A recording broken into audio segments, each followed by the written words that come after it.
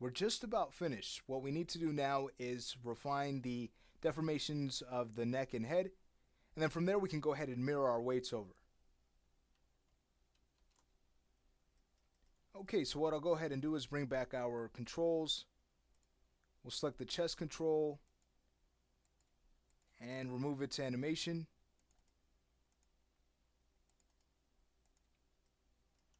We can select the head control now, turn on auto key, and get to animating.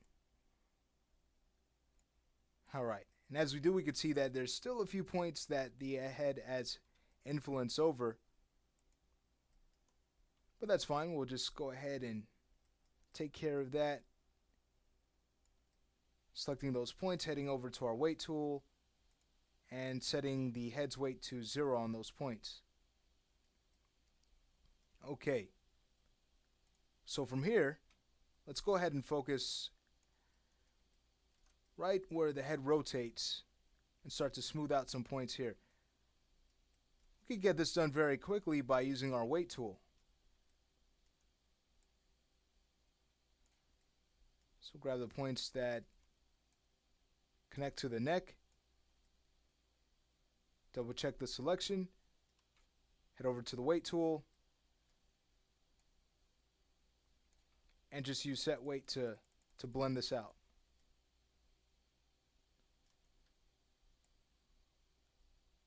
Then from there, we can add a little bit more refinement to the points underneath.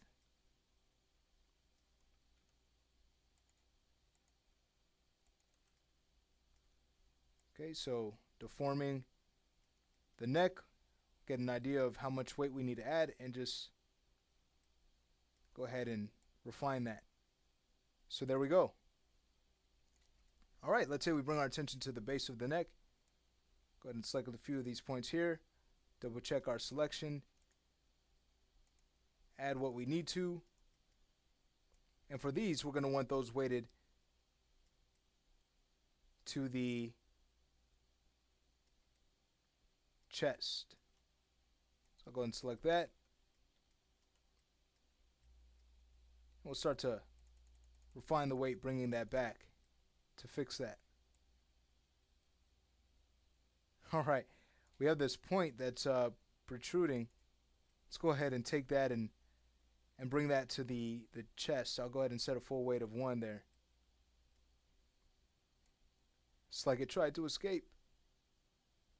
Alright, great. Well, that's going to finish up our neck and head. So what that means is that we're ready to go ahead and mirror our weights over.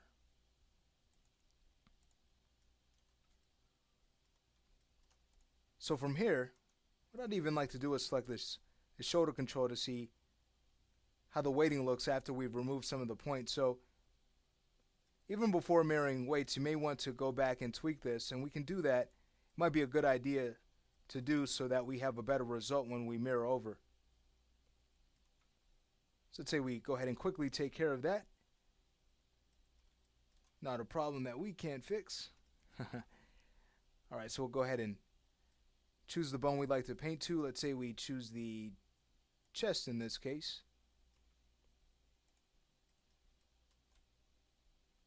Maybe decrease our brush size, say to 0.2. And start to pull these down. I won't spend too much time here because you kind of get the idea of what we're trying to accomplish. So just make sure this looks pretty decent. And again, by the end, I'll provide you with the final weights for this character.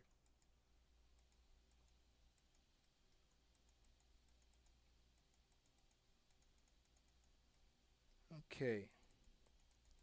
That head bone kind of got in the way, didn't it?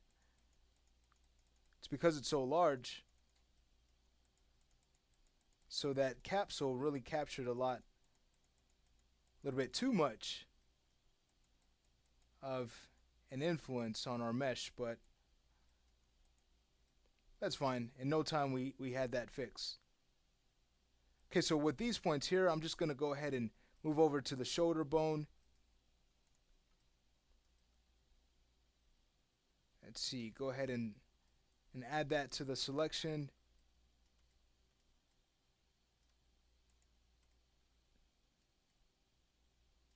and then just start to add some weight. Going back to the weight tool to kind of tweak this.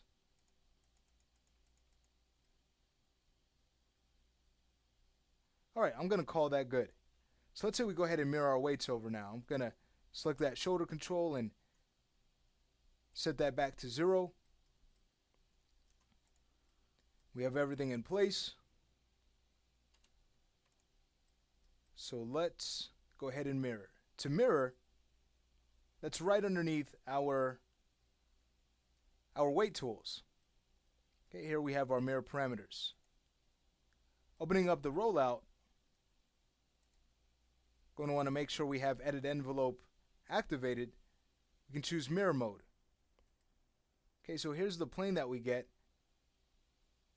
It's how Max knows how to mirror, and we have different settings to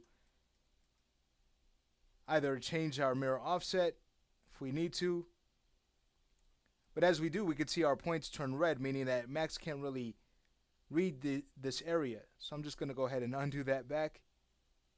The threshold, this is for characters that are asymmetrical. You can increase that to get a better result when you mirror. Okay, we could also adjust the plane that we'd like to mirror across, but of course it's going to be the x-axis. Now, what we really need to be concerned about is the icons at the top here. Okay, these are how we can mirror from left to right or right to left. We can mirror from green to blue bones or blue to green bones, but here, looking at our vertices, we're going to go ahead and mirror from green to blue. We choose that. The mirror is done. Let's go ahead and see what this gives us. So we can focus on our arm. Let's say we go back to our layer manager, show our right FK controls. Select that elbow and start to rotate that in, and notice how good that looks. Before this happened, before we got a result like this, it actually looked similar to how the left elbow looked before we edited its weights, all distorted. But now it looks so much better. See how much time the mirror weight tool saves.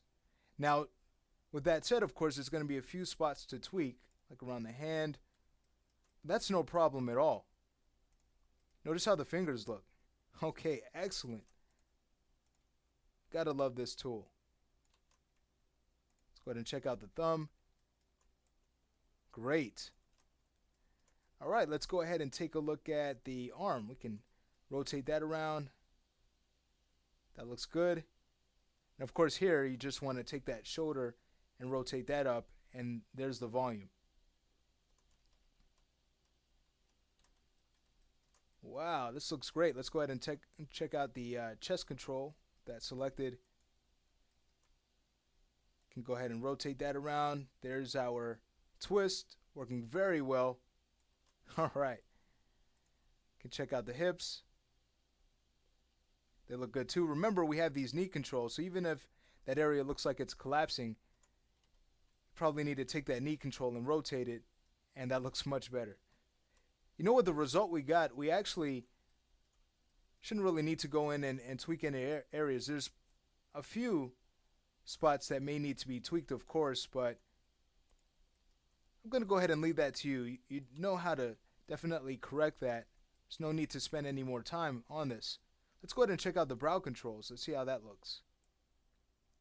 All right, great. Excellent. Now what we haven't done is mirrored our right brow. But again, I'm going to go ahead and leave that to you because it's the same way we set up the left. The same way we edited the weights on the left side. So from here, we can go ahead and call our control rig complete. We have learned a whole lot of stuff that is really going to be beneficial to you. I'd recommend going back and really getting solid in mind the things that we have discussed, because it's going to really make your character rig stand out to animators And as you continue with what we learn, as you continue to progress and delving into the tools that we've gone through and learning them more and more, can learn how to use them more and more creatively to create an even better control rig. So with that, take care, and I'll see you in the next course.